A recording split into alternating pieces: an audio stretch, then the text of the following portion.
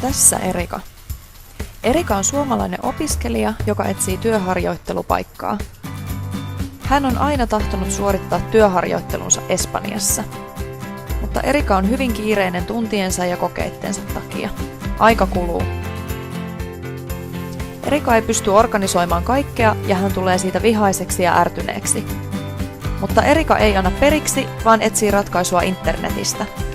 Auta minua löytämään työharjoittelupaikka Espanjasta. Hän löysi yrityksen nimeltä Jää Espanjaan.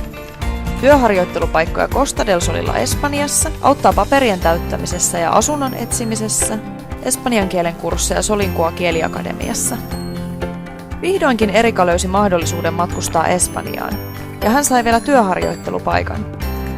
Ja mahdollisuuden oppia Espanjaa Costa del Solin parhaimmassa paikassa. Tämä on esittelyvideo 2 yrityksestä, Jää Espanjaan ja Solinkua kieliakademiasta. Otathan yhteyttä, jos sinulla on kysyttävää.